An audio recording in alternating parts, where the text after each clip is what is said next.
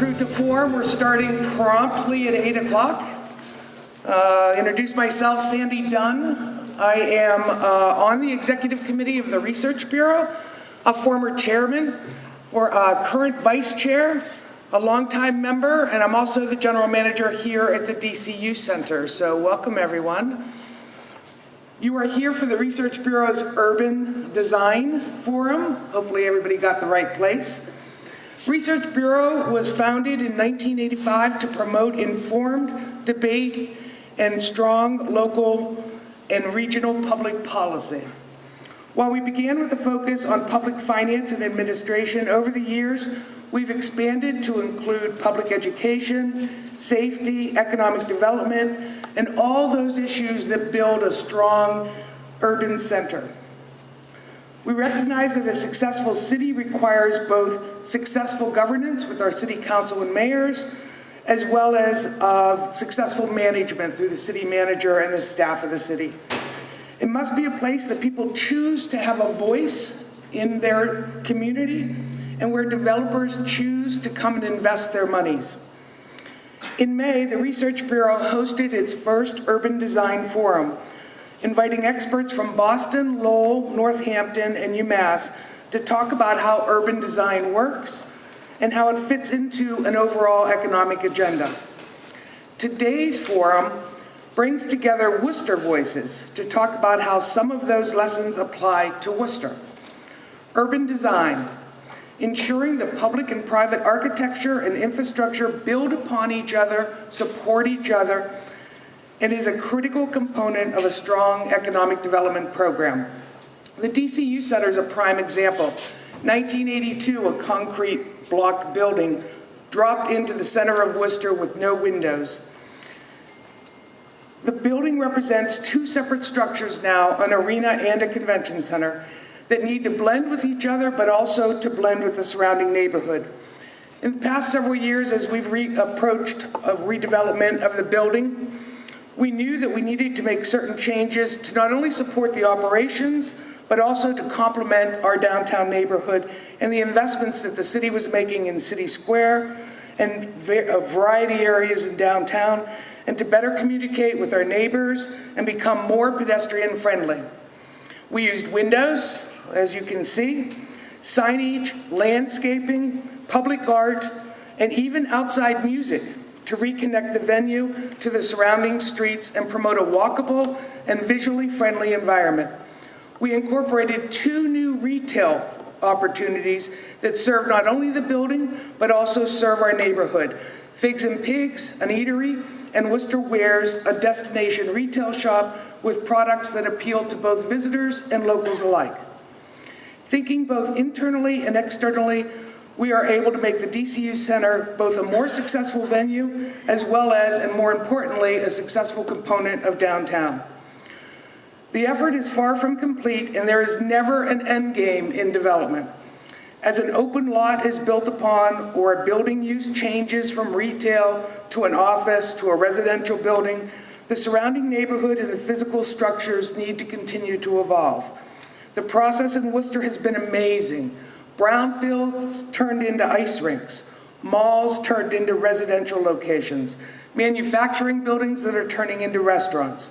The future is so exciting and only held back if we are unwilling to imagine future possibilities. With that, I want to introduce our imaginator for many years and our moderator for today's forum. Tim McGurthy is currently the Executive Director of the Research Bureau and the former Chief Economic Development Director of the City of Worcester. I have no doubt that he will keep today's forum lively and informative. With that, Tim.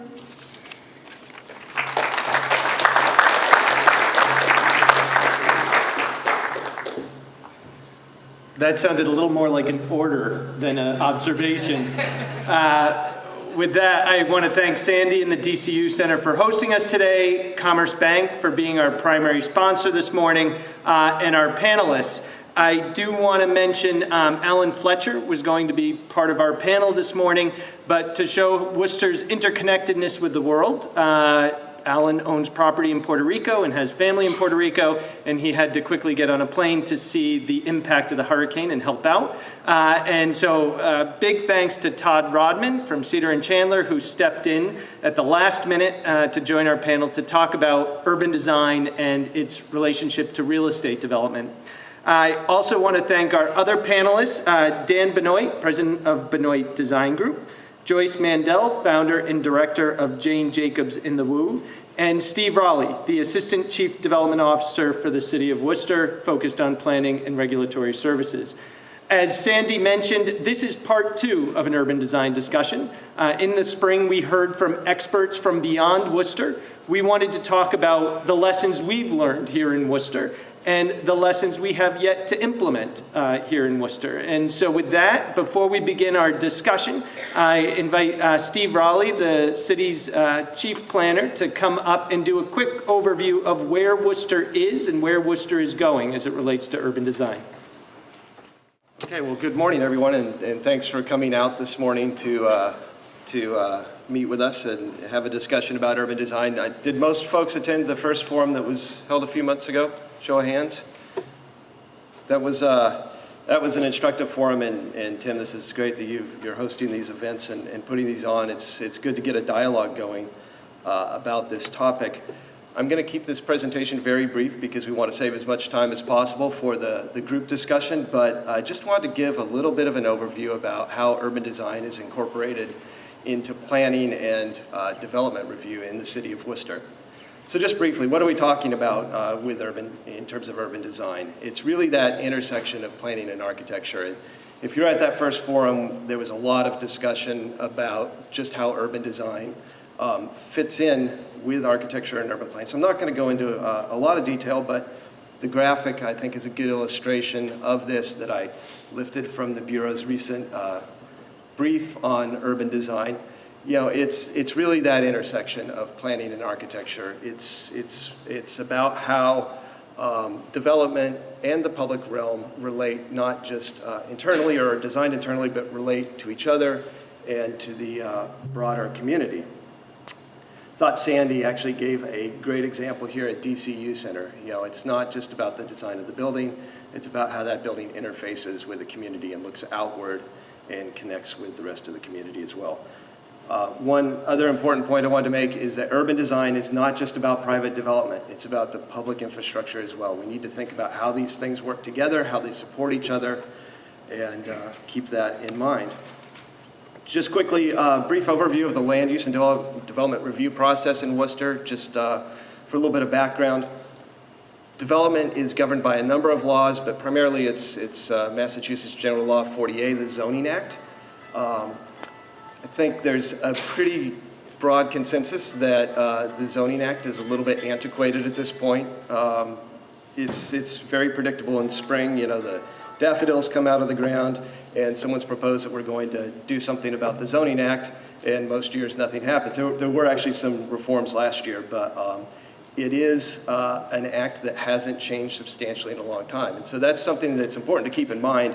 Whatever local regulations we have in place have to be consistent with the state laws on zoning. So those regulations are implemented locally through our zoning ordinance. The ordinance essentially discusses what types of uses are allowed for land, defines the parking requirements, and then also additionally defines dimensional requirements. So dimensional requirements start to get into what we're talking about with urban design, but currently in our zoning ordinance, it's a pretty basic consideration of that. I think it's important to note that the zoning ordinance defines uses of land either being allowed by right or by special permit. And the thing to remember there is that if a use is allowed by right, it's allowed. And one of the things we see a lot at our planning board hearings is concerned citizens will come out to a site plan review meeting or hearing and have some expectation that the planning board or the city has the ability to say yes or no to a development. That's not true. If a use is allowed by right, it's allowed by right. So the planning board process through the site plan review process is really intended to shape the design. It's not a review of whether a design is allowed or a use is allowed or not. So that's that's kind of some background in terms of development and land use planning in the city. So let's talk a little bit about what urban design tools we have in place, because we actually do have several tools in place today. The zoning ordinance obviously is an urban design tool in some regards. As I mentioned, it outlines basic sort of dimensional requirements that talk about how buildings can be placed on lots, how large they can be, those kinds of things. There are landscaping requirements, so that gets into the urban design realm. And finally, in 2014, we implemented the Commercial Corridor Overlay District, and this is a zoning district that sits on top of the other zoning districts and establishes an additional set of rules that apply. The CCOD, as we call it, it covers the downtown area and it covers the major corridors that radiate out from downtown. This is where we really first started integrating the idea of urban design into our zoning ordinance. So there are more specific requirements about how you site buildings and how you locate them and how they relate to the external environment. So I'll get into that in just a little bit. Historic preservation regulations also have an urban design component to them. The Historic Commission has purview over the total design of a property in a local historic district. They also have what's known as a demolition delay ordinance. It's not really an urban design tool, but it does affect urban design in that there's a public process and a consideration anytime a historic building is proposed to be significantly altered or demolished. And then the other two items, I've got these three arrows here because they're the three things I want to focus on. While Tim was the Chief Development Officer for the city, he was instrumental in getting in place urban design guidelines and a streetscape policy, which is really, Tim, I think it's fair to say, kind of our first foray into the urban design realm. So talk a little bit about those in detail. Three things on the horizon. You've probably heard that the city is going to be preparing a comprehensive long-range plan or master plan. The city manager put that in the budget for this year, and the city council appropriated that money, so we're working on a scope of work right now and actually hired a staff person to help with that process as well. This is going to be really critical to moving forward, not just with urban design, but with other issues as well. The great thing about having a master plan, which we have one, was last updated 30 years ago, but it allows us to think about all of the things we're doing collectively as a city and how they relate to each other. Keep that in mind over the long term, and also look at not just the private realm, which we do through zoning, but also the public realm as well. We're also working on local historic district design guidelines, so that's a very specific set of design guidelines, and the city is finally working on complete streets policy. That's a more prescriptive type of policy that talks about accommodating all types of users in our streets and roads, not just automobiles. So the streetscape policy, these were developed in, Tim, correct me if I'm wrong, 2012, I believe? That was round two. Okay. It was 2008. Okay, so there's history to it, but the version we're familiar with now, 2012. The streetscape policy applies to the downtown area and canal district.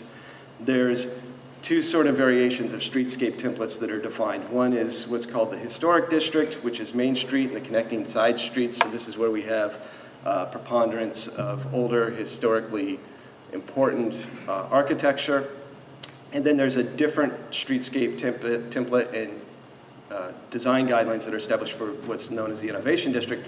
So that would be like Major Taylor and Foster Street out front here, where that historic template wouldn't really make sense given the surrounding architecture. So what the streetscape policy largely does is it establishes a streetscape palette and basic design principles, and I lifted this graphic from a different presentation and forgot I put an animation on it, so there it is. The streetscape you see being implemented around the downtown area is a direct result of this streetscape policy. It's an attractive template. I think it gives a nice consistent look throughout town. It organizes the street furniture better than we have in the past, so it's been really successful, I would say, and it provides a good template for moving forward. The other guide that was developed was an urban design guidelines. It applies to basically the same area, the Canal District and the downtown.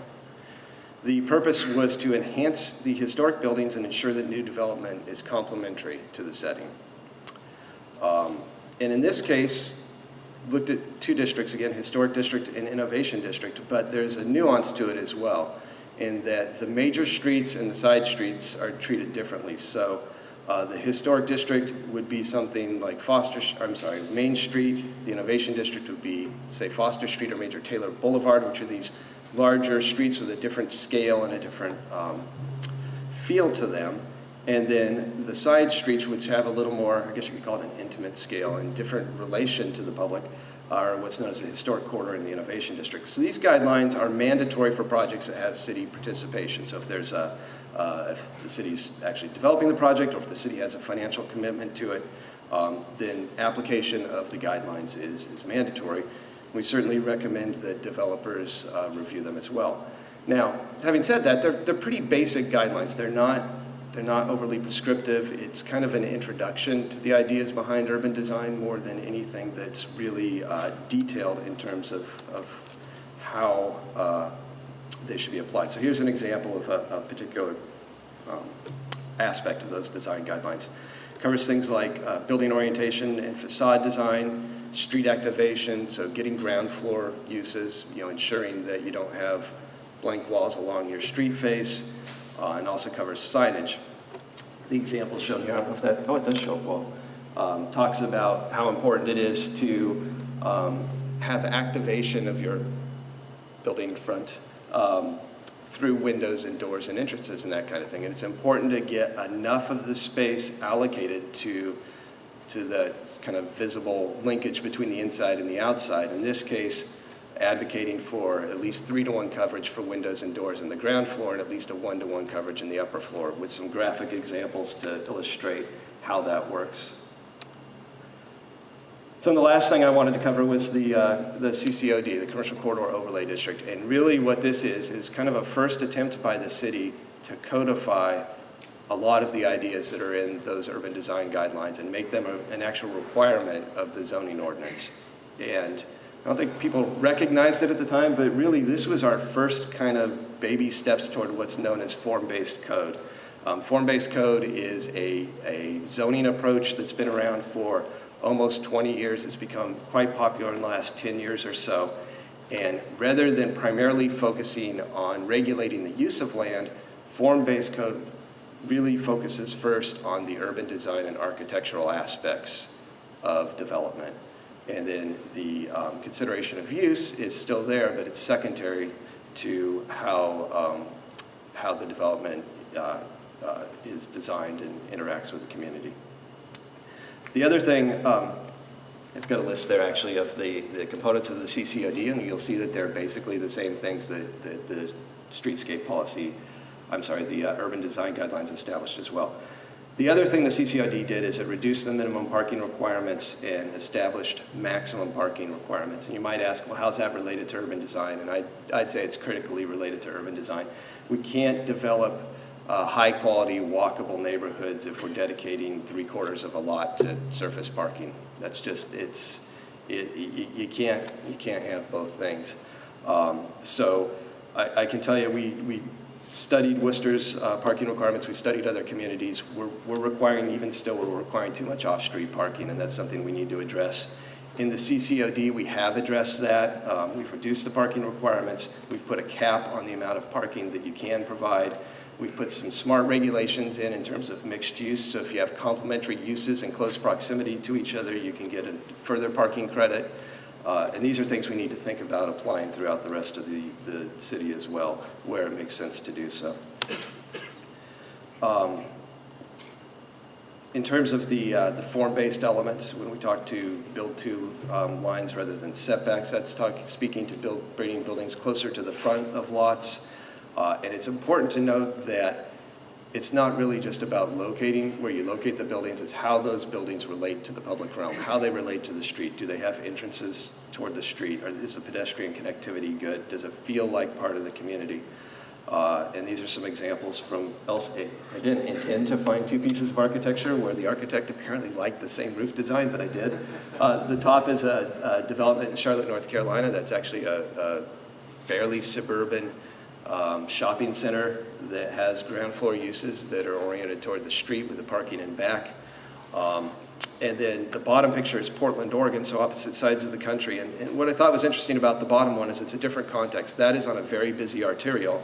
So sometimes street facing doesn't mean that the building's right up against the street. In this case, it made sense for it to be set back a little bit further, but within appropriate landscaping and pedestrian connections to tie that back into the development.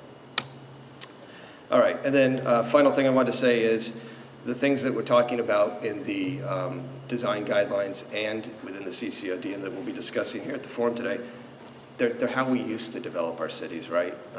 We used to build walkable cities with great architecture, and that's evidenced throughout our city where this architecture still exists. So something to keep in mind. So with that, I'm turn it over. With that, I'll call our panelists up and we'll start a conversation.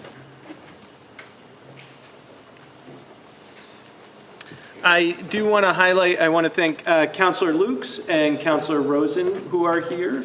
And I believe I saw candidate Ed Moynihan is here as well. So thank you all for coming. I hope I didn't miss anybody. Oh, I'm sorry. Oh, Representative Keefe. Great. Thanks for being here. All right, thank you all. Joyce, I'd like to start with you if I can, because I want to personalize what Steve was talking about.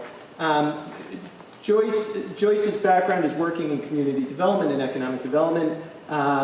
She organized Jane Jacobs in the Woo, the week-long celebration of Jane Jacobs, the urbanist, back in the spring.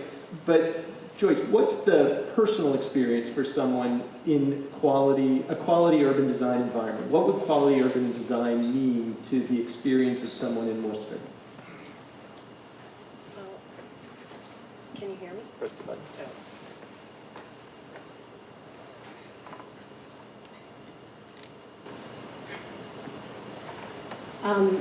Well, I can speak for myself. What I would love to be able to do is ride my bike from the west side to Union Station and to have neighborhoods where I can walk around. I think you asked me a personal question, so I will tell you a personal story. I came here to Worcester about 20 years ago, and I came and lived on the east side of town. It was very walkable for me. I worked at Oak Hill CDC. I lived in the neighborhood. You know, I was able to shop and do everything I wanted. I walked down to the Y, and that's what I think of when I think of living in an urban area. You know, now I'm on the west side of town. It's a little bit more suburbanized. But I think the impetus for me, and also I'm part of what I did was sort of channel the spirit of Jane Jacobs, the famous urban theorist. And I think that what she talks about is the importance of having eyes on the street. You know, that if we have neighborhoods that you can work and go to school and be able to walk around, what she talks about mixed-use neighborhoods, then this is an important slant for having neighborhoods and a city that's for the people who live here and not people who are just driving into the city, going somewhere, and then driving back to the suburbs. So I'm wondering if that's... Yeah, is there a place kind of in this area in the downtown that you feel has great urban design components to it? So I think what I want to talk about is Crompton Place. So last year there was, through the organization, the national organization Strong Towns, there was a contest actually for the strongest infrastructure project in the whole country. So Jane Jacobs and the Woo actually nominated Crompton Place as an example of an amazing project that brings in a lot of the elements that we're talking about. And so I'll tell you the reasons why I think that it's one of the strongest infrastructure projects, and then what happened with the contest. So with Crompton Place, many people have been there and know about it. It's the creative reuse of an old historic property. So it's not cutting down a historic property, but it's actually bringing new life into an older building. Also, it's a project that houses locally owned, thriving businesses that are funky and interesting. So that's another part of it. And it's also a project that was done incrementally. It wasn't just coming in and cutting a whole block. But when I first met the owner of, the developer of the project, who actually lives on site, Dino LaRusso, I met him and he was laying the bricks of the patio out in the backyard. And so it doesn't get more incremental and locally owned than that. And another thing that Steve was saying is the importance of a building having its tentacles out into the public space. And what I love about that project is that it's integrated into the whole Canal District neighborhood. And so that parking lot that then becomes a farmer's market and then becomes a place where people have concerts, or is the site and the origin of having tours that go all over the Canal District. That is linking the space to the outer neighborhood. So when we nominated this project to the Strong Towns, we actually became that project out of hundreds of projects that were nominated all over the country and Canada. It became number 5, so it was actually one of 5 that was nationwide. And then with the nationwide voting, it was number 2 in the whole country. And I think that that's the reason why in last May, Jane Jacobs and Wu awarded Crompton Place the Jane Award last year. So I think that it's a really good model. Another story, I know Steve was talking about parking, and there's Alan Fletcher's project, another mixed-use project is coming on board in that parking lot. And I asked Dino, are you worried about the parking? And he said, no, I'm not worried about it at all, because this is what a walkable neighborhood should be about. People should be able to walk from here and there, and there will be parking available in the neighborhood, but we should be encouraging people to walk. So I think that's another key part too. Dan is an architect. He's been involved in the city for many years, both as an architect and an urban designer. As an architect, how do you approach urban design, which is really not kind of introspective to the building, but almost the building's extroverted face? And also, what is the challenge of attempting to regulate that urban design component of a building you might be trying to design? Well, as an architect, I don't see it as too much of a challenge, because I see it as good architecture, right? Good design. You want you know, the old is new again. You know, you want to have buildings that are, you know, back a sidewalk, that are engaging the street, that have, you know, activity on the lower levels. I think, you know, working for an owner, you know, the owner is probably the one who puts more constraints on a project than the architect. You know, the owner's constraining the architect, saying, I want more square footage, bigger, higher. So the challenge is balancing the needs, the economic needs, I guess, of a project, which generally are looking for more square footage, more rentable square footage, versus the urban issues, you know, scale and setback and those types of things. So, you know, I think, though, most architects will tell you that, you know, the things that were discussed by Steve are things that we would all want in a project, typically anyway. But it's the economic viability of projects that makes those things more challenging. Is it fair to say, though, that there are architects who look at the building site and focus more on that inward piece?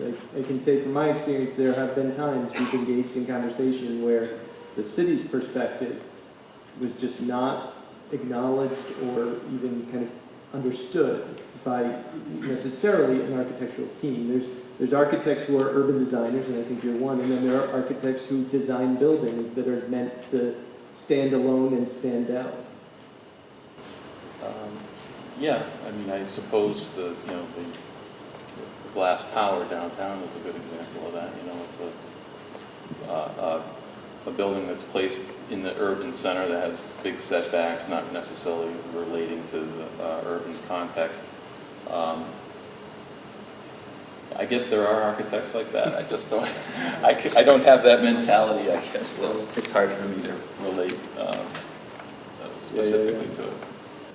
Todd, we'll put you in the owner's seat, if I could, in the sense that you're there representing the developer when it comes to a project. You're an attorney here in town. You've done probably hundreds of real estate projects over your experience. How do owners approach that kind of external demand for a building's siting, its location, and all the rest? And what do you see as the challenge of regulating such a kind of urban design component to design review? Sure. Well, I have to say, when I think about urban design and you think about how a city can regulate what's going on, I mean, we've only had zoning in the United States since the 1920s, and our cities are a lot older than that. So we're all living in a city here that grew based on market forces. It was industrial at the time, and it's evolving now. I'll get to your question in a second, but I love cities. I grew up in a 15th floor apartment in Lower Manhattan where my parents still live, and it was really a marginal neighborhood on the Lower East Side as I was growing up. And all of this stuff is market driven. As Manhattan is gentrified, as Worcester has gotten better, the neighborhood that was kind of sketchy when I was going to school is now hip and edgy. Well, physically nothing has changed, but the market has driven and all the stores are full. So a lot of this stuff is driven by pure economics. So your question about how you deal with approaching that, by the time a lawyer gets involved, by and large, the decisions have been made about what's the type of project, size, scope, things like that. When you see a for-profit development, it's usually very carefully targeted to a specific location. I also do a lot of work with nonprofits in the city, and specifically community development corporations.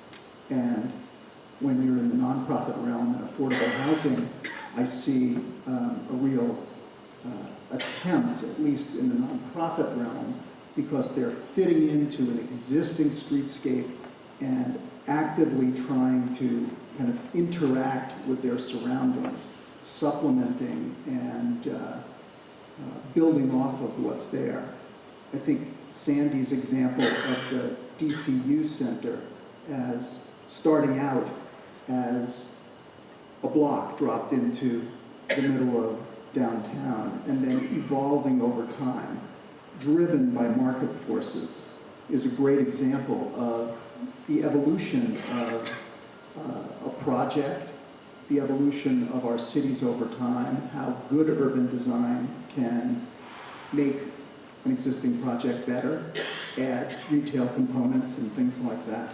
So, Steve, so Todd mentioned the kind of market-driven nature of development. How does the city encourage that market in a way that you don't end up with a tragedy of the commons, that it's independent projects that stand alone, but what role does the city play in kind of both encouraging urban design, but also, as you mentioned in your comments, providing the infrastructure that then reflects on and builds on that urban design? Well, I think there's a couple of things that the city needs to do and that we're attempting to do. One is that we have to do just that. We have to provide the appropriate infrastructure and a well thought out infrastructure that speaks to the private development and interfaces and interacts with that well. If we have expectations of development, I think we need to have expectations of our own responsibilities as well, and really think through how those two play into each other. And That's one of the things, one of the reasons I was really advocating the comprehensive plan that we're about to embark on this winter is it's a tool that will allow us to really think about that in a constructive way and keep our sights on it over time. I think the other thing is we need to be aware of unintended consequences, and I forgot whether it was Dan or Todd that just spoke to this, but zoning's only been around for a little bit less than 100 years, as was stated, and there are some well-intentioned components of zoning codes around the country that have resulted in development that's completely the opposite of what you would want to ultimately see have happen. So we need to go back and look at our codes and make sure that they make sense, make sure that they're helping drive development toward the types of urban environments we want to see, and that we aren't creating unintended consequences as a result of some of those regulations. Joyce, kind of building on that and on what Todd said, you know, the areas that Jane Jacobs loved, Greenwich Village, the North End, are really the pre-zoning areas. They're areas that represent kind of the chaotic potential of cities. Do you think it's possible to regulate, to create that same sort of chaos? When we look at planned communities, people can appreciate some of the aesthetic values of a planned community, but they seem to lack some of the character that you would find in these older urban centers. How does government create a new Greenwich Village or a new North End or even that type of vibrancy in a city like Worcester? Well, I think that some of the tools that, what Steve was talking about before with, would be very helpful. We've been doing a lot of research about what other communities are doing. I think when you have older neighborhoods, let's take the Canal District as an example, to be able to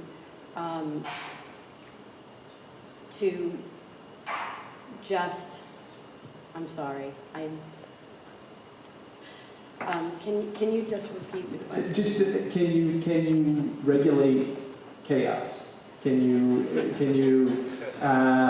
build unique identity by government regulation? One of the things Steve mentioned was the idea that ultimately Worcester's zoning code is the same zoning code you find in every single city and town in Massachusetts except for Boston, at least the framework. Can urban design come from government fiat?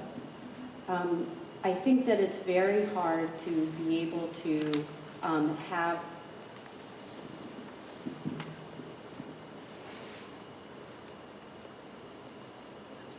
That's okay. I could jump in. Yeah, please. I would say, you know, in terms of, you know, when I was working for the city and working on, you know, development downtown, one of the things that Alex Krieger, who I was working with, who was an urban designer, you know, there needs to be some flexibility in the guidelines. And I would say, you know, things need to happen organically, like Crompton, you know, building.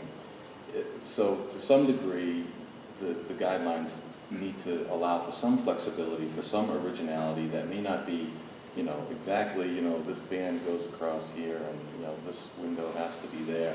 But, you know, for some creativity that's organic to the site. And so I would say having some flexibility in those guidelines is key. You know, I'll pick on one thing for signage, for example.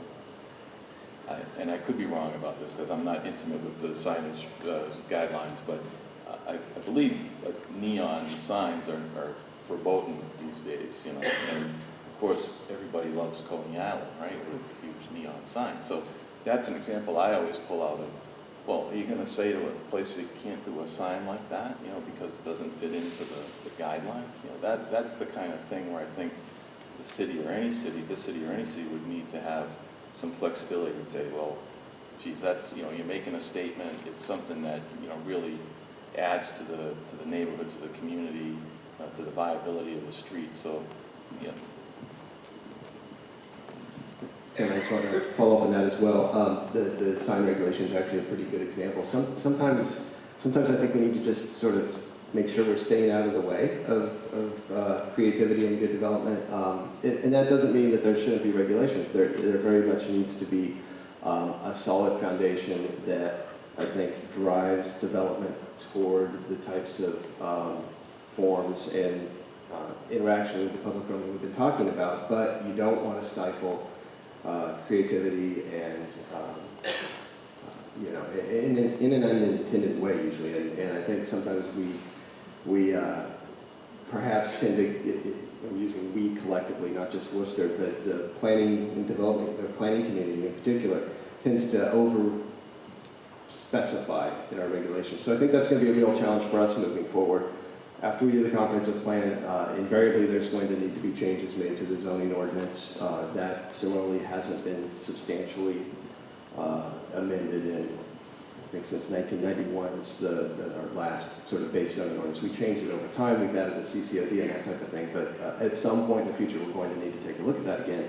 And I think the real challenge for us will be, how do we in some ways get more prescriptive in terms of some of the urban form ideas that we're talking about, but not do so in such a strict regulatory way that we stifle development or stifle creativity and then end up with something that looks sort of too generic or too predetermined. Can I say something? First of all, I want to apologize. I'm a writer. I'm not a speaker. So, I told Tim I will come up here, but you will see my writing. I'm way more coherent, so I just want to apologize. So, I think about the whole thing of having projects, that are huge, that come in and waylay whole blocks, and I feel like those can be regulated, and I'm thinking about Jane Jacobs' points about the, some of the ways that she was observing that cities really thrive, and one of them is having the old with the new, and so I think one thing that there's a danger is if we just waylay whole blocks. And I remember going down to Assembly Row in Somerville. This is a development, a smart growth development that's down in Somerville. And, it looked very good. It had all the elements we were talking about. There were bike lanes, the buildings were fronting, there were windows, it was mixed use. But something was uncomfortable, something was really uncomfortable with it, and I couldn't figure it out. And I went home, I was thinking, trying to figure it out, and I realized because there was no history to that whole neighborhood. It was like this whole manufactured Disneyland was just plopped down in the middle of Somerville. So I think that, there's that danger if we do things cataclysmically and not incrementally. So I think that that's something that we can be aware of. And, some places it's going to be more cataclysmic. For example, with the Wyman Gordon site, if anything ever happens there, that's just a huge development. But, when we're talking about different neighborhoods, to be able to have these small incremental changes over time, which I think is what Todd was talking about, with the Lower East Side as well. So I think that was a little bit more articulate. So, Tim, when you started this off by asking, can government create vibrancy? And I think there has to be a balance, but at least my experience here in Worcester since the late 80s is no. The answer is no. The things that I've seen have grown organically. The real successes, the Shrewsbury Street, the Canal District, well, those places existed and really they were market driven. They grew on their own. I think the city did a wonderful thing when they initiated the Commercial Corridor Overlay District. I can say, as a lawyer representing people and having done projects in that area, it accomplishes a lot of urban design goals. It offers tremendous encouragement for the adaptive reuse of existing buildings. It relaxes the parking requirements, and it gives people a lot of flexibility to use what's there, but it's basically driven by the market. The same thing with the Canal District. So yes, I think, Joyce, you're right, there has to be a give and a take and incremental. And I suppose that given enough resources, maybe the city could create a new district. But I think about Main Street at Worcester, at least the Central Business District, which is the most permissive zoning. There's no parking required. we have no retail. So there's a balance. These kinds of encouragements are critical, but I think the market is really driving most of what's happening. I think I largely agree with that. I do think there is an important role for the city to play, though, in providing infrastructure that's supportive and does placemaking, really. I think part of the issue with Main Street, which we'll be addressing in the near future with the Main Street project, is that the street and the streetscape itself are in terrible shape. And that's, I think you can't really expect one thing to happen with private development if we're not also making complementary decisions and investments in the public realm as well. So we've done a good job of that in Shrewsbury Street and in the Canal District. I agree that one of the great things is those are two places that kind of grew organically. I think the regulations that were in place, the zoning regulations in particular, were supportive, but they, as I said earlier, they kind of got out of the way, which didn't hinder or hamper that development. But we did make the public investments in the streetscape in both of those neighborhoods to help create a walkable, comfortable place that people want to go to. There was a recent example on Gold Star Boulevard, Grove Street, with the trolley yard, where the city manager came out in opposition to a project because of that urban design component. Todd, to touch on a little of what you said, where is that line of market-driven kind of goals for that project versus the urban design goals of the city? It's an interesting example. I wasn't at the hearing, but I understand that may have been the first time the city manager weighed in like that. So I think it's significant. And they're really, from my perspective, representing a private developer, there really are there's very little in the way of design guidelines. Steve already pointed out, I mean, if your project is permitted, well, there may be physical setback requirements, you may have to provide a certain number of parking spaces, but there really isn't very much more than that. You could put up a box with a blank wall, you could do something that's a beautiful architectural design, but there's really very little that the city can do to regulate that. There may be a hook in if the project needs some kind of zoning relief or other cooperation from the city. Well, now you have an opportunity for something more of a negotiation. And is that the danger? I work for the Boston Redevelopment Authority, which staffs the Boston Civic Design Commission, which is a panel of architects, urban designers who review major projects in Boston. It is subject to the perspective of those sitting on the board. They aren't following any regulatory structure. I give the equivalent here of the Historical Commission. There are no specific historical guidelines that any building must meet. It's kind of the broad view of the board.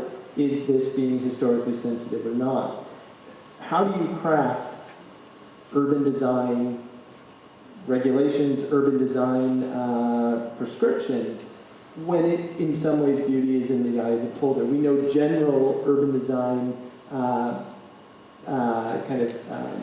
accepted standards, but how do you weigh that on a project-by-project basis? And where do you find compromise? The big concern among kind of the development community is the cost factor. Some sites are very difficult, some projects are very difficult. How do you address the kind of open-ended nature of what is urban design when you're dealing with individual projects? So I think one of the things that has plagued Worcester for 30, 40 years probably is kind of suburban design landing in an urban center, like the mall and other developments like this one on Grove Street is, to me, kind of a suburban type development coming into a city. And the question is,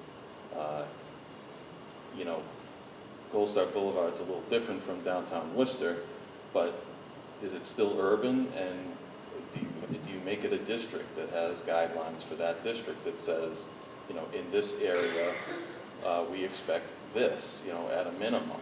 And so that you don't get the suburban type development plopped in Worcester. And you might have to develop districts that address those particular areas. You know, the Central Business District is different from Gold Star Boulevard, it's different from Shrewsbury Street and the Canal District. So, you know, it's probably more work, but I think there needs to be some minimum standard. And the other thing that's difficult is you mentioned Boston, you know, their review was 100,000 square feet or more. Well, we don't get many developments 100,000 square feet or more that are going to get reviewed. So, and a lot of the mistakes that are made are with small developments. You know, Chandler Street, where you've got a blank wall and a garage door on Chandler Street. You know, that type of thing. And you know, the question is, how do you regulate those type of developments where there's not, you know, the developer, if he is a developer or just an owner, doesn't have a lot of money.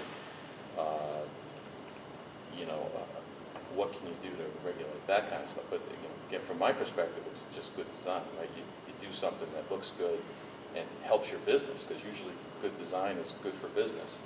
It's good for an area. So I think it's educating people on the value of good design versus just whatever is expedient. And we, in our review, the brief that's handed out here and that we posted online, there were 3 examples of how urban design is regulated in Massachusetts. The first would be Boston, where anything over a certain scale, 100,000 square feet, is subject to design review by the Boston Civic Design Commission. The second would be Cambridge, which requires urban design elements as a result of special permit. If someone's seeking specific allowances from the city that might not otherwise be allowed. And then in Northampton, it is by district. They've selected 2 districts that they subject to a higher level of design review. What approach do you think Worcester would or could take, or is there an alternative that seems more appropriate for a place like Worcester, recognizing we are a city and a suburb all in one? I think Dan's suggestion about a district approach seems like it makes sense for a community the size of Worcester. And I mean, I'm sure you can get into incredible detail, Steve, in terms of drafting a design review ordinance, and you run the risk of imposing completely unrealistic demands on relatively small projects that are marginal at best. But again, Dan's example of a garage door facing a street in a commercial building that, you know, maybe is not a garage, or people just patching things together. I mean, those are simple, basic designs that wouldn't add a tremendous amount of expense to any project. The idea of pulling buildings to the curb, maintaining a street line, hiding parking, or I worked in Boston for a number of years where you had to ask permission to provide parking with a project. So again, Steve's idea of reducing, and we have too much parking in Worcester. I mean, I'm not suggesting that, because that would really be a radical switch for Worcester to eliminate parking and need a permit in order to provide it. But that would force people to confront how they're designing a project, and those kinds of things, and they could be much more detailed. What I hear from, first of all, the example that you gave of the WRTA building on Grove Street, when I read about that in the paper, I was just amazed, and it was great that the city manager took that stance. It would be nice to have a process that it didn't get that far and it was dependent on certain people, but there were standards that were maybe earlier in the review process.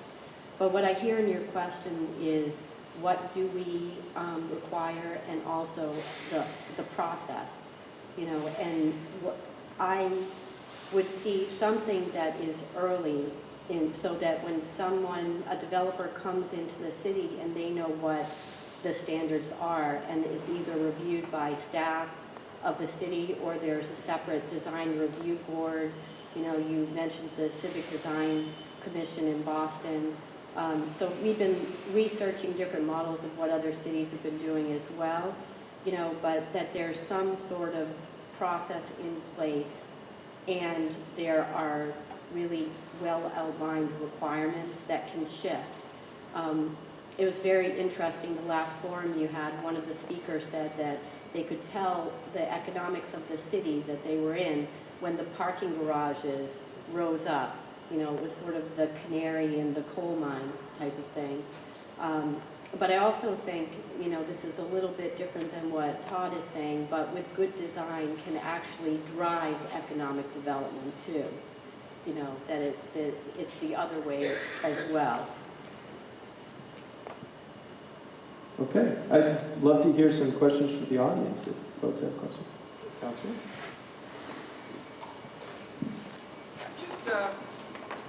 Sorry. I'm wondering if we practice what we preach as a city. Let's take a building that is not impacted on market forces, but should make the city a role model. Now, I'm thinking of the WRTA building right next to Union Station. It's not compatible with the neighborhood, and it's visually, I think, the black eye. That's a public building that we are responsible for. We're not acting as good role models. We have another building coming up that's a public building that's going to be very visible. That's going to be the public libraries redesigned because the first design wasn't appropriate. How are we going to set a standard that private entities can follow and that doesn't contradict everything you just said right here? I'll actually, if I could, put on my old hat of Chief Development Officer because I was heavily involved in the WRTA project when it opened at Union Station.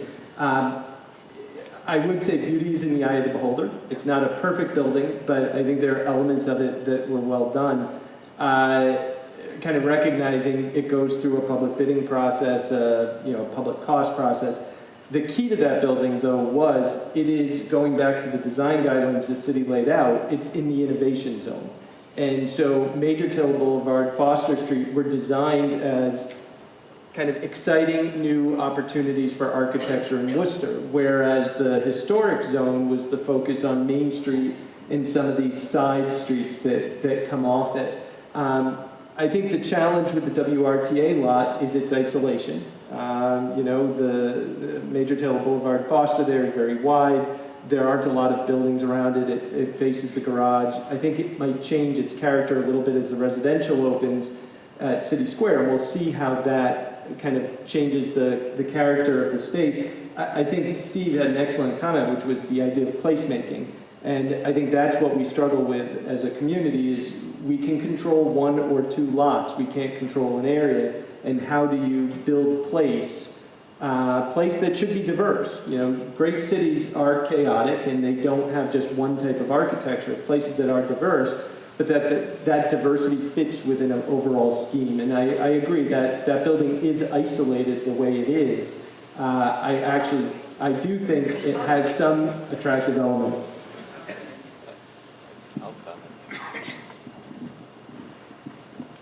I would say I would agree with it's unconnected. Now, whether you like the look of the building or not is one thing, but whether or not I think where the city has missed opportunities in the past has been that they look at too many things in isolation.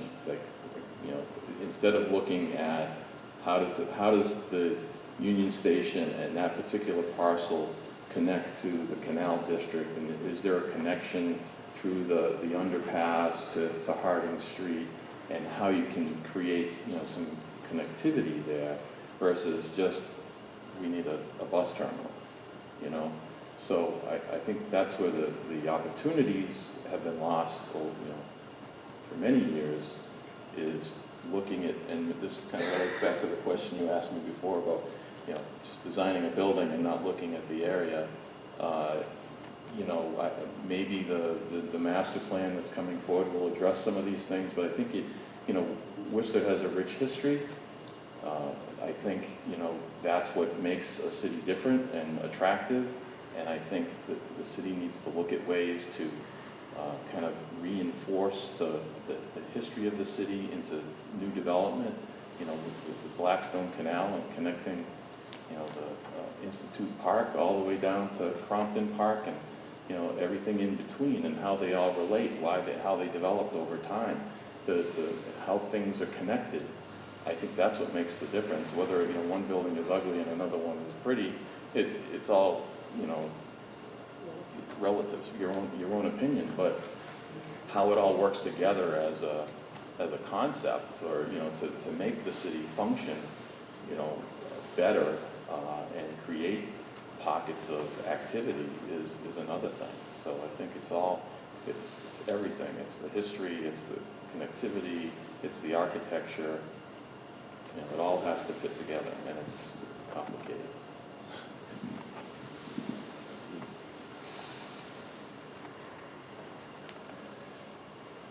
Hi, I'm Beth Loring.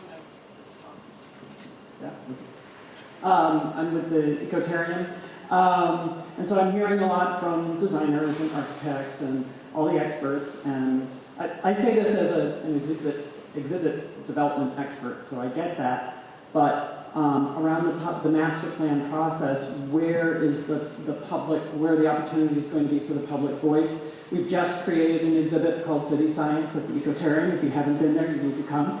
It was actually co-developed with people from the landscape architecture and regional planning at UMass Amherst. And we have families just literally sitting there creating cluster zoning and redesigning neighborhoods and designing their neighborhoods to protect habitats, to increase density. All this stuff that people don't realize is urban planning and urban design. And I think we don't want the public saying that's a pretty building, that's an ugly building, but I think when we give people a lot of tools, there's a lot of sophisticated thinking about what people want, what they want their city to feel like. Yeah, and I would agree that, or I would say that the most important element of the master plan, the long-range comprehensive plan that the city will be embarking on is that public interaction and public participation. It's really important that we reach really all parts of the community, that they have an active role in helping to define what it is that's becomes part of the plan. And that's going to happen through two different avenues. One is that in Massachusetts, there's the statutory process is that the planning board basically drives the comprehensive plan. So there'll be a series of hearings throughout the development of the plan at the planning board as we go through and develop it. That's still not really public outreach. And so it's going to be important that we go out into the community, that we identify neighborhoods, and that we go out and work with folks through workshops and charrettes and that kind of thing. So I had two questions, and Betsy took one, so thank you, Betsy. No, that's perfect. I'm Stephanie Camino from Mass Alabama Shaping the Future of Your Community program. I focus on sustainable development. And so the question I had was, we mentioned landscaping in the very beginning as something, as a design element that you can incorporate. So what is the city's role in terms of encouraging landscaping? Because as Todd mentioned as well, our cities were very different when they were first established, and I think we had a lot more green space and trees then. But as we've grown over time, we've kind of sprawled, we have a lot more impervious surface, and that can be an issue in terms of both stormwater management, in terms of heat islands. So what is the role of green space, and how can you encourage that in the city and design review to make our city more sustainable and also improve community character as well? You're the city. Okay, I'll start. I have two responses. One is that there's the private side and there's the public side. The private side we can address through the zoning ordinance, through landscaping requirements, through things like limitations to pervious surfaces, that kind of thing. The public side is a little bit trickier in my mind, but it's important. How can we get to a point where we're starting to incorporate green infrastructure into our street projects? And one of the tricky impediments to that is how do you deal with the long-term maintenance of something that we're frankly, locally not familiar with yet. We don't have experience with those types of infrastructure. So we need to be convinced that they work, and we need to come up with mechanisms that not only allow us to install them, but give us confidence that 10, 15, 20 years down the road, we're going to be able to properly maintain and care for them as well. And I think that's a real impediment currently to seeing things like, rather than putting all the storm drainage into a pipe and sending it off somewhere, having swales next to the side of the road or other things that are a little more, I think, attractive and ecologically sensitive as well.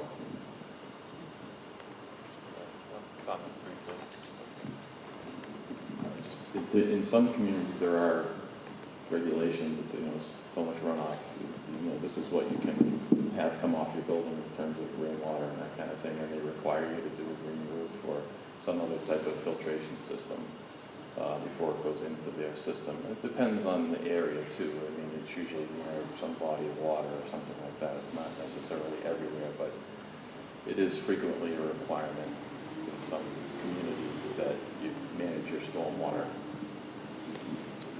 I think, it's a great point, and we need to be moving in that direction in the projects that I see. I mean, the residential projects in the neighborhoods done by, for example, community development corporations, which tend to be larger projects. I know there's a real attention paid both to energy-related issues, but also trying to create some green space and using those kinds of practices.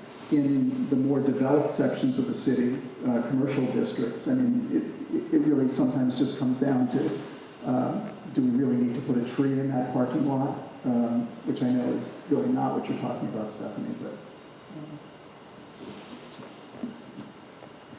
Let me just make one quick comment, and I'm torn on this one because, with my roots with the city, I think one thing, with my role at the Research Bureau, I think another, but, critical to this entire discussion is the fact of resources. How many staff do you have now?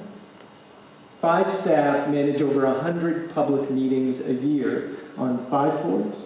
5 boards. So each one of those boards has a project. Each meeting has multiple projects that need review, they need site visits, they need analysis. And so the challenge is, for a city the size of Worcester's, how do you have the appropriate resources dedicated to do that additional review, to do the environmental impacts, the sustainability role? The staff do that with what tools they have. But even expertise, there is no urban designer on staff at the city. So as we talk about urban design, we're talking about how the city as a corporation can do urban design, not how we have urban designers ready to do urban design. And so there are, as pointed out, there are higher levels of review that other communities do, but a lot of that does require the expertise on site to be able to accomplish it. Jerry Powers. First, the issue of maintenance and street trees. I hear often that the planting of street trees and those things are a maintenance issue. But I think we have to evaluate as a community whether or not the costs of that maintenance are worth the expenditure. We have to decide where our priorities are. There is costs, but there's costs to everything we do within the city. There's costs to the upgrading of our streets. There's costs to the paint lines on our streets. We just have to prioritize what's important to us. And if it's important that we have street trees, and I personally think it is, then I think we just have to accept the fact.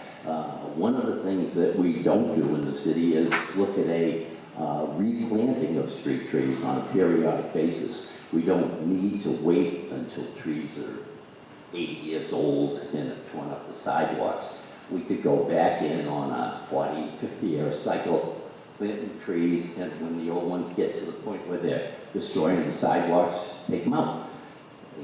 Cities do that. We don't here in Worcester. We just let them grow until they die and then cut them down.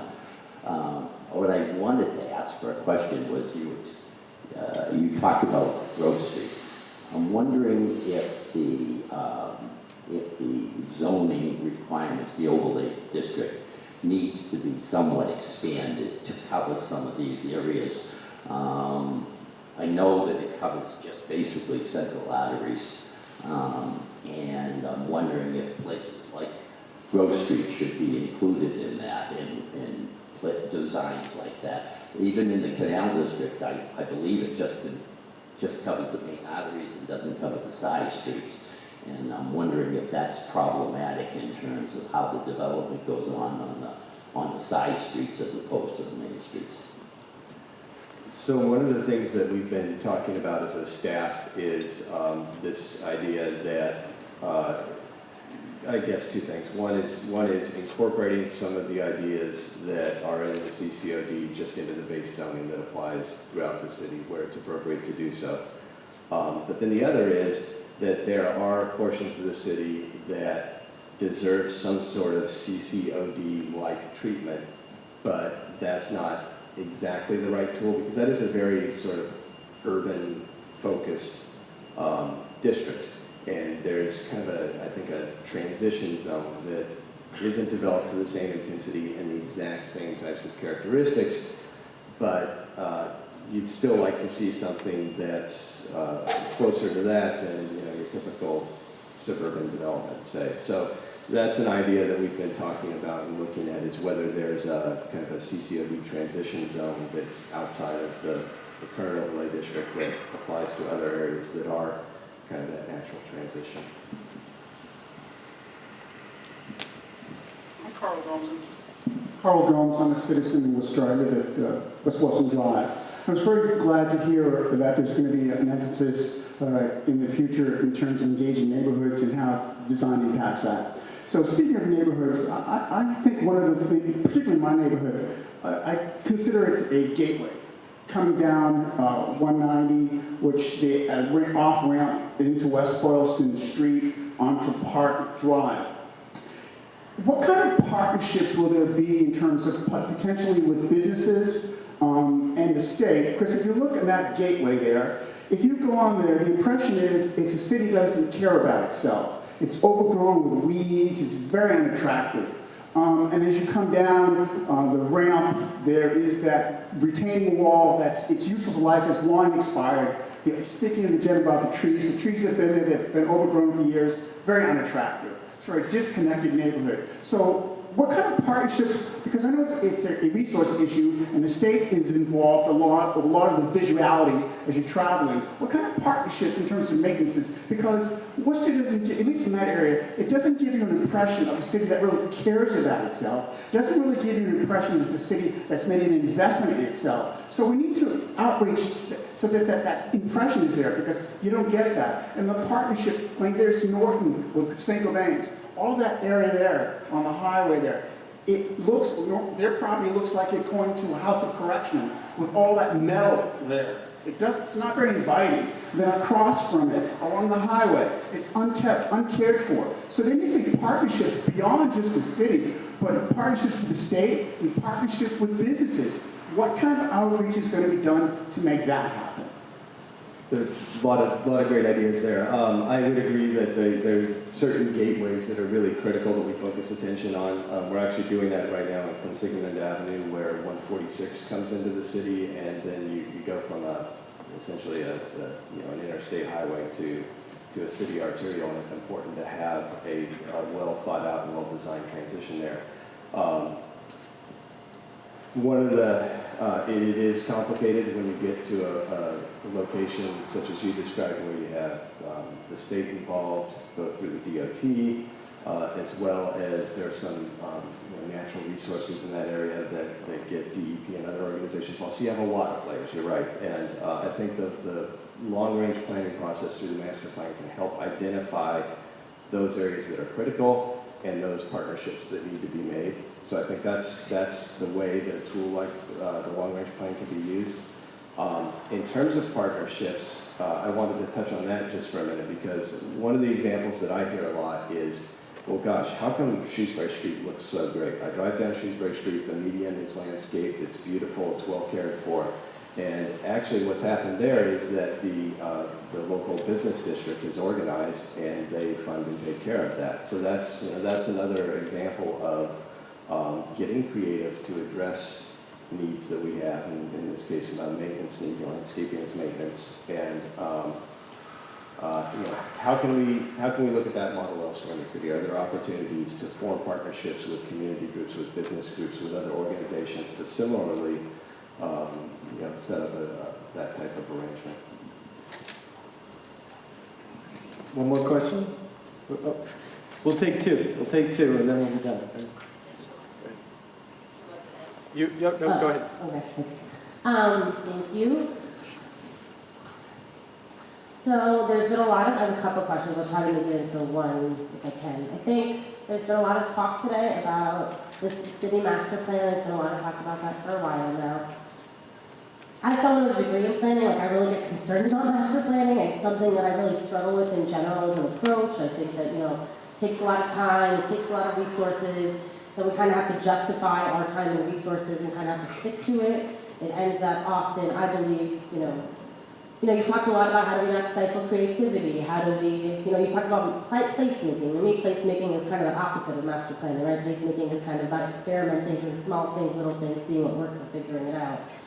So I get concerned when we talk about these large master plans of the city, specifically as we talk about that we learn lessons along the way, right? We know now that our zoning is outdated, and I get concerned that we talk about having these large master plans and we spend all this focus on it, and then what happens in 10 years down the road, in 5 years, where we've learned something as a city, and now we're kind of stuck to this master plan. And so I get concerned about that, and I'm wondering how this, as someone, I guess I'm looking right at you, Steve, but I'm interested in everyone else, but I am interested from the city's approach, because as a city staffer who's really talking about not stifling creativity, recognizing the importance of neighborhoods and neighborhood fabrics, allowing residents in those neighborhoods to drive some of that change, allowing us to learn lessons along the way. How do we create a master plan while also allowing for some of that space to happen? And then my second follow-up question, if you could just wrap it in, is kind of, where, I guess we're all getting to where we go from here. The commercial overlay district is great, but my understanding of it is there's not a lot of teeth around it, right? And we've talked a lot about different communities around the state, around the nation that have these design guidelines, and I'm hearing that we're going through a master plan, and we're hearing that we have some of these overlays. I'm wondering if what I'm pulling from that, and I don't know if it's true, but I think I'm hearing is that the city's saying we're going to do a master planning process. As a result of that master plan, we assume our zoning is going to change, and then maybe as a result of that, we'll get to some design guidelines. I'm just wondering if you could kind of put some of those pieces together. Sure. I think the first thing I'd like to say is that you'll probably notice in my presentation when you hear me speak about the plan, I don't often use the term master plan because I think it's the wrong term for what we're doing. We're doing a comprehensive long-range plan. The term master plan comes from the State Zoning Act. It's described in that act as a master plan, so that's why you see it described as that. When I hear master plan, I think of like plain Sim City, right? I'm going to tell you exactly what buildings I'm going to put where and how they should look, and that's how the city's going to develop. And as you said, in 3 years it's out of date because something happened differently than I had accounted for in my plan. What we're really talking about is more of a policy framework, more of a coordinated vision, a way for us to think about all of the different things that are going on in the city and how they relate to each other and the steps involved in trying to get those advanced. And without a tool like that, I just find that we lose sight of it. It's just too easy to forget. We spoke about this earlier. We do a project at a time, and we don't think about how they relate to each other, or the fact that I want to get somewhere down the track. Well, that involves 6 steps. If I don't have a plan in place that reminds me or illustrates what those steps are, it's really easy to go off track. So that's the purpose of the planning process. It's not going to be like you see for a sub-area plan where it's very specifically master plan sites and things like that. It's much broader than that. And it's important that it remain a living document. It's the kind of thing that will have to be revisited on a periodic basis and updated, and that's something that we intend to do. Can you remind me of your second question? Where do we go from here, Steve? How do we get to the point when we have something design guidelines? How do we kind of get more teeth into some of the... So there's a lot of work to do. I think the comprehensive long-range plan is an important first step. We actually wrestled with, do we dive in and attack the zoning ordinance first before the comprehensive planning process? And really the right way to do that is to get the comprehensive plan in place and then jump into the zoning. Now, my guess is we're going to probably try to address those at the same time. I don't know if others have thoughts on that. It's a good question, Casey. And I commend Steve for being here and participating in this because, my sense, and correct me if I'm wrong, I mean, the city hasn't decided what it wants to do or believes with urban design. And I understand it's a challenge for a municipality to take on the role of urban design, the responsibility for it. But to me, the reason the Research Bureau engaged in these series of forums was to start that conversation. I think it's an important conversation for the city, and it's one that what I appreciate is the city has participated in the conversation throughout the year. The city manager and the chief development officer were here for the May event. Steve is here representing the city for this event. So I have a feeling the answer to your question is nobody knows yet, but I think the good part is at least people are part of the question. They're here to answer. So with that, if we could turn to Councilor Rosen for the last question. Thank you. As we talk about urban design, of course, I'm glad to see Steve on the panel.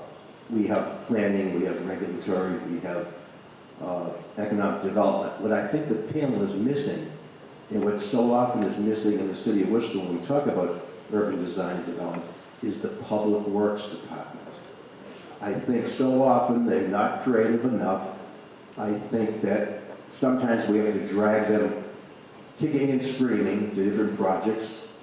When we look at what's going to be happening on redevelopment of Main Street, it took a while for DPW to get aboard and to get there. I wish they would consult more often with planning, with economic development. DPW should be more than concrete and asphalt and yellow lines. It should be much more, and in some areas it is much more. I think of a recent project, we've had parking and traffic issues around Worcester State University for decades. And it's dangerous. And now that the Worcester State University owns the Temple Manual, it's even worse. So many cars parked there, so many students crossing in every direction, at crosswalks and not at crosswalks. Recently, thank goodness, DPW had a pretty good idea from a consultant's report. Let's put 5 or 6 bump outs in that area. You've probably seen them. But I was shocked the day they poured the material for those bump outs. Beautiful concrete walks around Worcester State in 3 or 4 of those 6 areas. They just took asphalt and they just poured it there. And you can imagine, as a district councilor, my phone rang up about the emails. What are we doing? People don't like bump outs. These are great though. The kids can, instead of stepping out off the curb between cars and no one sees them, they can walk out a little further. Now they're visible. It's a lot safer. I think we're going to save some lives over there, even though some people don't like bump outs. If you're driving too fast, like many people do over there, then the bump outs might be dangerous. But if you drive the speed limit, they're fine. So I guess to Steve, are we doing enough with public works? Planning, regulatory, economic development, that's all great. I think we have great departments there. I just think it's time for public works to come aboard with urban design and to get a little more creative and start to listen to different groups, different individuals who have spoken up for years and often have been ignored by DPW. So that's the end of our forum. Thank you guys for coming. It's been a pleasure. I want to say something. I want to be the last one. Historic preservation was mentioned, but not very much was discussed about it. And we're talking about placemaking, and we've talked about neighborhoods. Historic preservation and identifying sites, buildings, neighborhoods that are outstanding contributors to our sense of place is really important. And I hate to mention this, but the question of buildings such as Notre Dame Church overlooking Worcester Common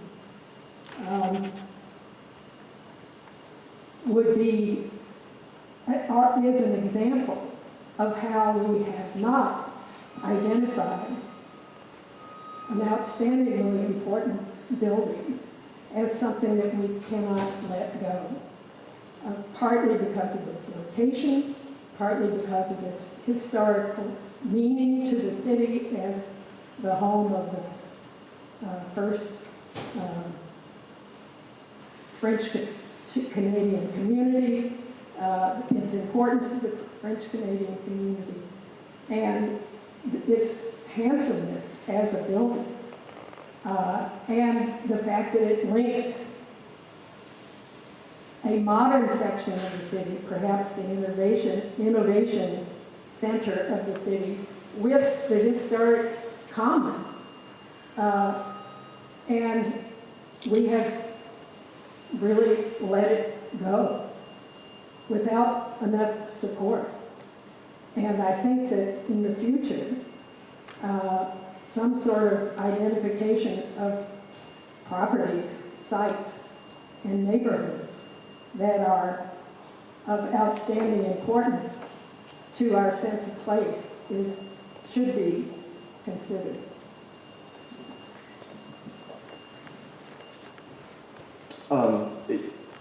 Susan, it's obviously an example that's on, I think, a lot of people's minds. It's a prominent piece of architecture that's kind of now surrounded by this new development. And Joyce, you got to this point earlier. It's important as we move forward that we think about how we integrate new development with the existing development. And I think that's done in a strategic way.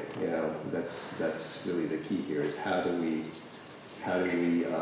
not wholesale clear areas and just redevelop them in that cookie cutter fashion you were talking about that you saw in Somerville, but in ways where we retain and build off of our historic resources, recognize the value in them, and then have new development that occurs around them that's complementary. In some cases, it may be actually starkly different architecturally, but that can be interesting.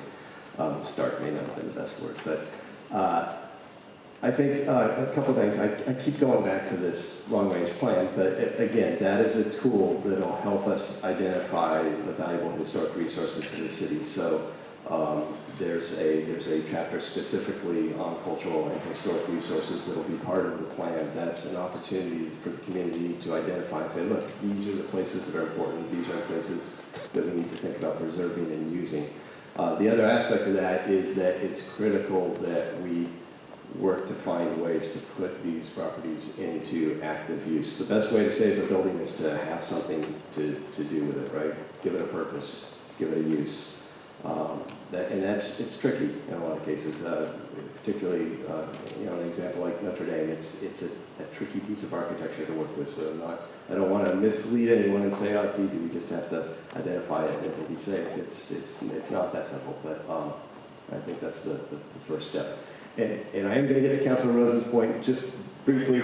I agree wholeheartedly that we need to find ways to work together better as departments and be aware of what each department's working on and share those responsibilities. And that's something that I know personally I've been trying to do in terms of building bridges, to use a metaphor, between the various departments. And in some ways we work very well together, and in other ways we need to make some progress still.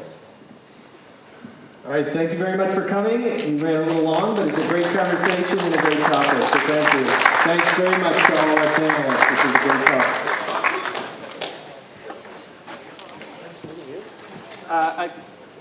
I will put in a plug. If I could, we will be hosting debates for City Council candidates throughout October, so please join us and hear from those who are looking to lead the city to the next few years.